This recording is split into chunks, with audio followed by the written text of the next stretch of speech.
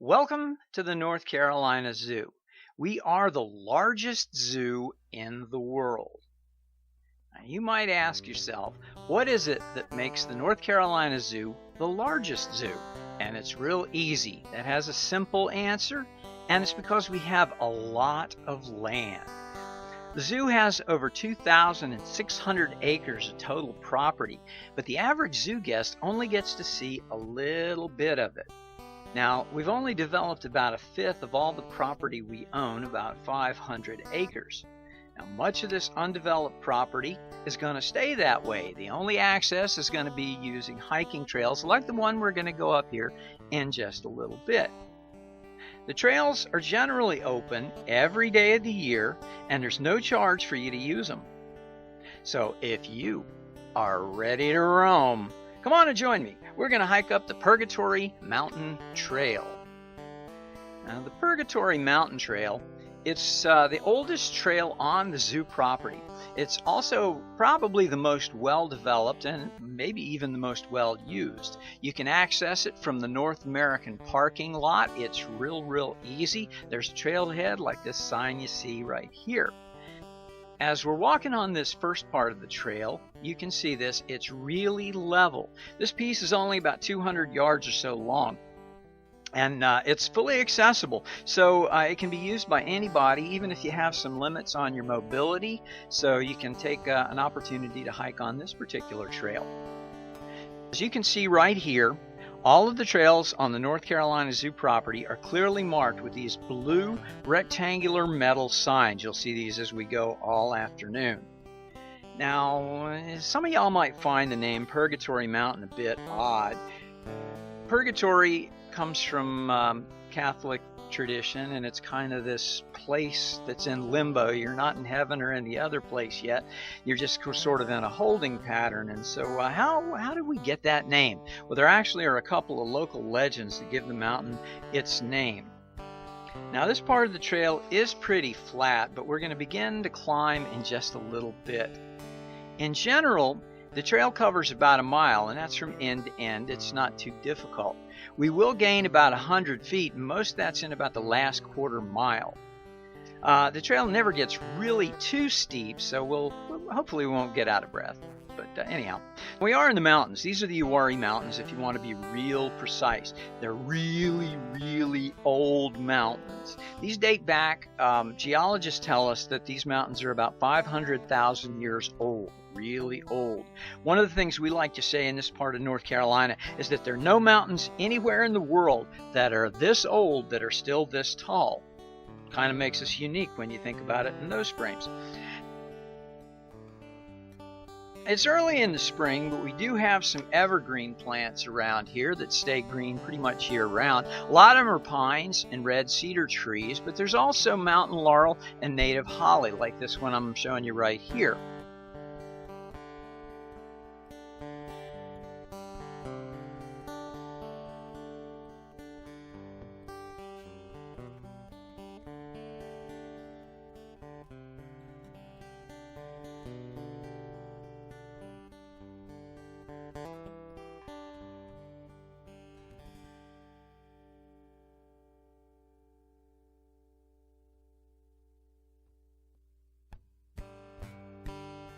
Now, the name Uwharrie, it actually comes from the native people who lived here in this particular part of the country, and this is before Europeans came to the New World. So in addition to stone tools that we occasionally do find around here in this particular part of the state, bent trees like that one right up there on our right are thought to be signs of Native American trading paths. Now, that's not the only explanation for those. Some folks say that trees like that have other meanings, and some of them are kind of ominous. They're meant to be warnings. Personally, I think that some of these trees were damaged by another tree that fell over, and it landed on part of the tree, didn't kill it, but it bent it, and the tree just kept surviving and existed with that bend in it. I'll let you decide what you think is the most plausible explanation. Coming up to the end of this particular part of the trail, this is the accessible part of the trail. In just a minute or two, we're going to run into a zoo service road, so let's be real cautious and not run ahead.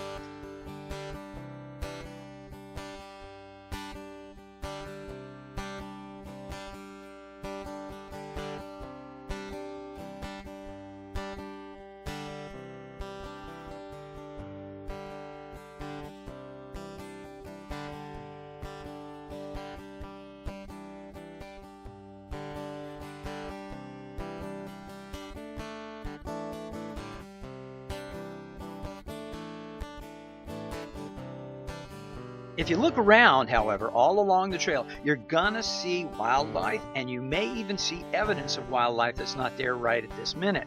Now, this dead tree, as you can tell, it's been attacked by our largest living woodpecker, and that would be the pileated woodpecker. You can sort of tell by that large oval hole that he left up there in the top.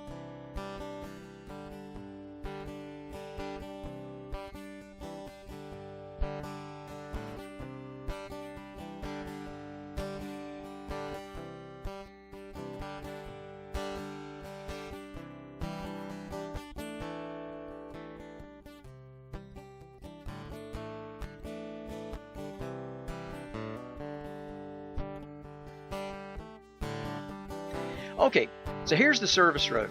The trail isn't really accessible once you get onto the other side. The surface is a little less regular and it's a little steep.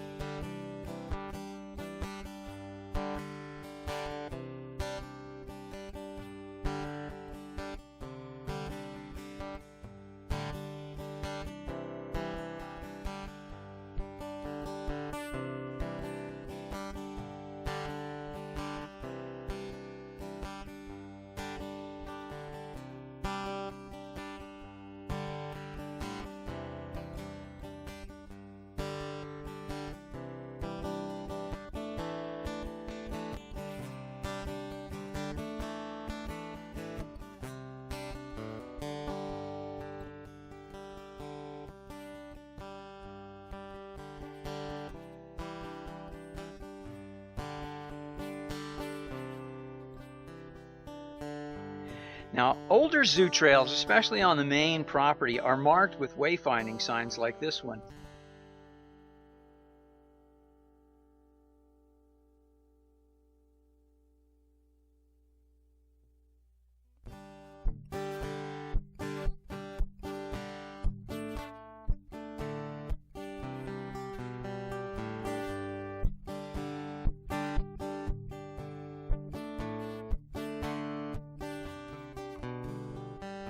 If you look around, you may see some other signs. Part of this trail actually passes by some of the areas that we established early on to help us build the zoo. In this part of the trail, there are a lot of pine trees, and that tells us that this part of the mountain used to be a lot more open. Long ago, before the zoo acquired the land, much of it was used for farmland.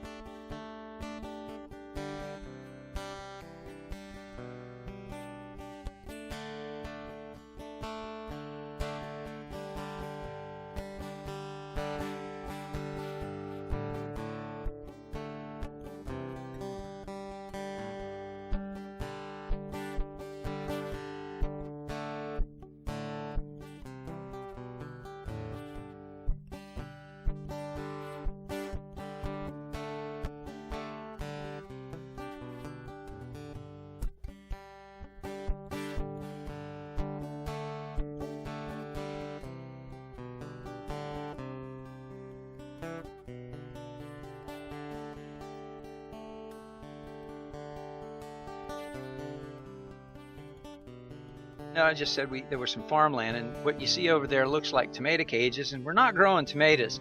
I'll tell you more about those exclosures in just a few minutes.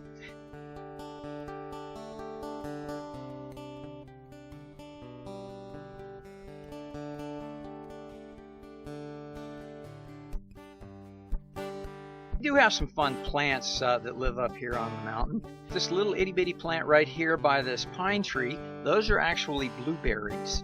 So we can come up here later on in the summer and maybe find some natural treats.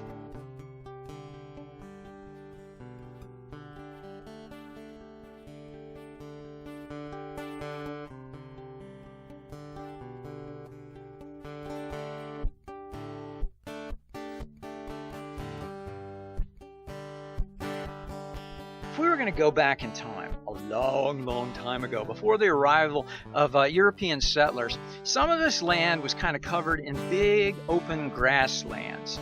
They're long gone now, but a good part of North Carolina was covered in what's called Piedmont prairies.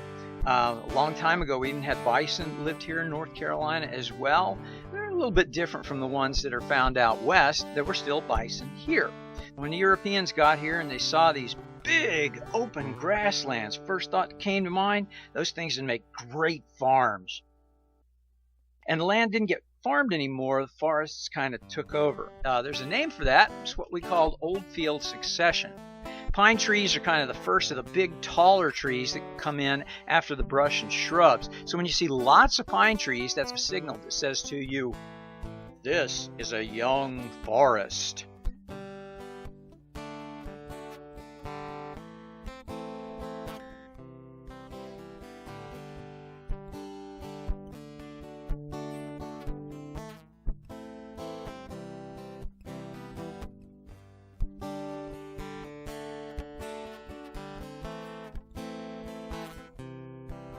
This trail that cuts off here to the left, this is one of the newest trails right here. This one's called the Laurel Trail. It does pass some large patches of mountain laurel as you get on down into the ravine. We just got the trail markers up in March. It'll be a little while before we can get the wayfinding signs up, but hopefully we'll get to those before too much longer. There's one legend that helped give this mountain the name Purgatory Mountain, and it kind of involves illegal whiskey. Shortly after the land was acquired for the zoo, we did some exploring up here in the hills, and we found several old stills. Now, stills are equipment for making illegal liquor. And it was often said that people who came up here, if you were like a government official and you were looking for the stills, or you wanted to get yourself some illegal whiskey and you didn't have permission to be up here, sometimes if you were just walking by and you didn't realize these things were here, you never came back. Your body and your soul got lost in purgatory.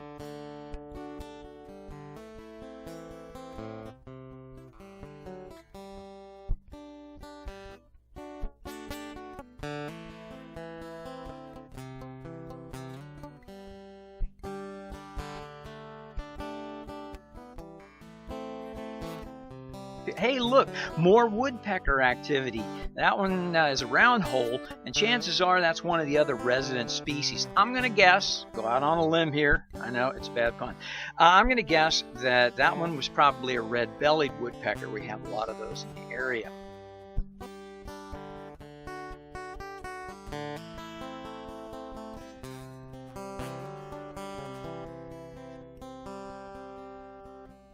Okay, so let's talk about these cages over here. I call them exclosures because they're meant to exclude things like deer and rabbits that might eat small plants. A long time ago, we did plant some American chestnut tree seedlings up here. I'll tell you more about that program when we get closer to the top of the mountain.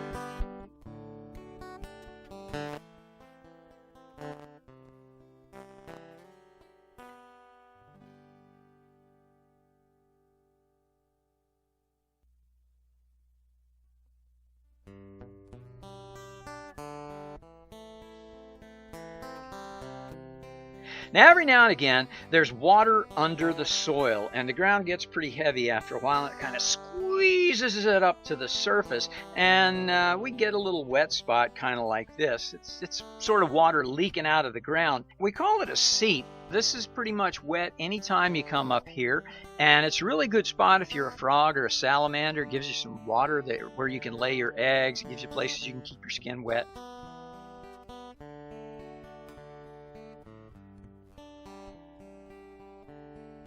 Trail's going to get a little bit steeper once we get beyond that sign right there.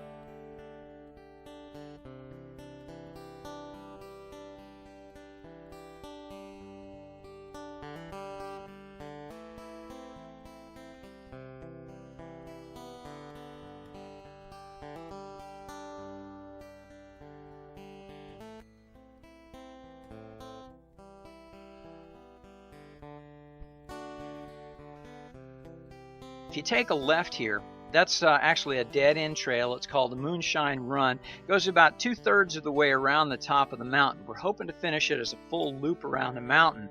On the backside, at the sort of near the end, it gets really rough, and there's a lot of up and down and rocky because it's a steep hillside. You know, anybody want to guess where we got the idea to call it the Moonshine Run?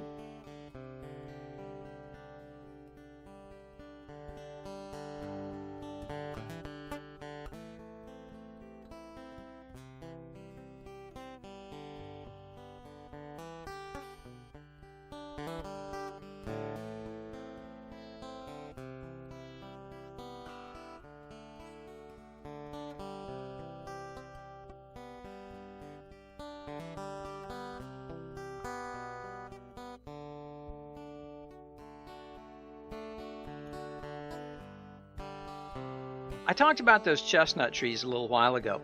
American chestnuts were once the primary tree in this part of the country. We call it the climax plant cover. They covered most of the United States. The nuts fell by the ton. They were fed to cows. People ate them. It was a good subsistence food. In the early years of the 1900s, a lot of chestnut trees were imported from Asia, and they brought a fungal disease with them called the chestnut blight.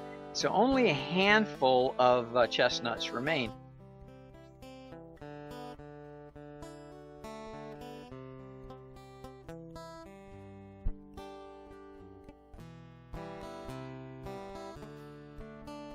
Hey, check out these rocks. You see them sticking up from the ground? There's these nifty features all throughout the Uwaris. We see these things. There's a lot of geologic activity that's happened here over the years, and in some cases it's been kind of violent. So a lot of times these rocks are forced up out of the ground, and there's some that are a lot bigger than these. They're called monadnocks or Inselbergs. Inselberg always sounds kind of cool. Maybe we call them monadnocks in this particular part of the state. If you look, there's lichen growing on them. Lichen's an interesting organism that's kind of a blend mix between a fungus and a blue-green algae.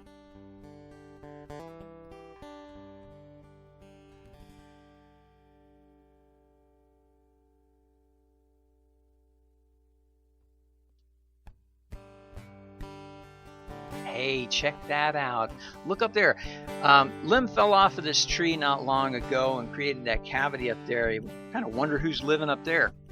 Now, I'm curious, but I'm not curious enough to go up and stick my hand in there and probably come out with a nub if I did that.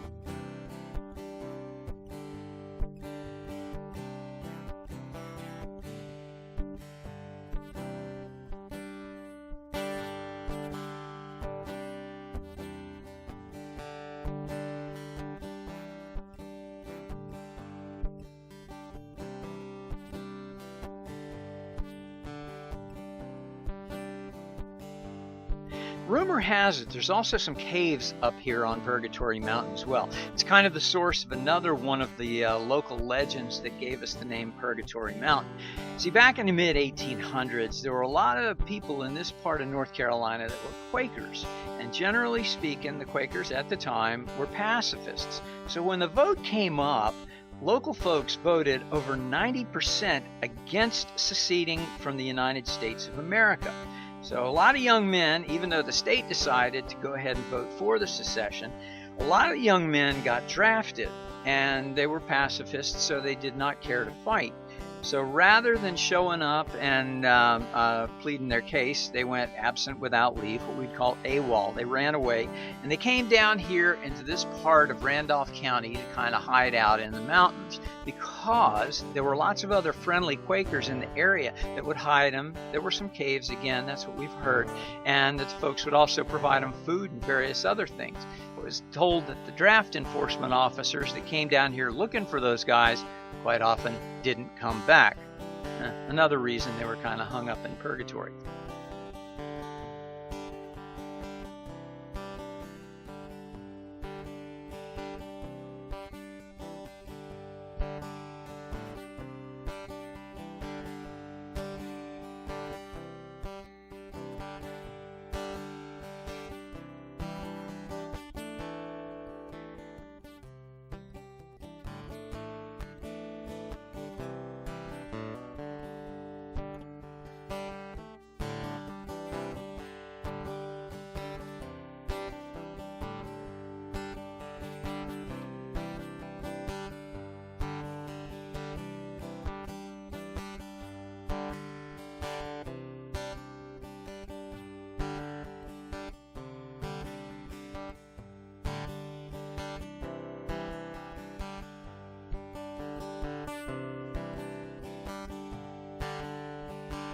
Okay, look up ahead and you'll see that sign up there that says we're nearing the top. We're almost at the end of the trail.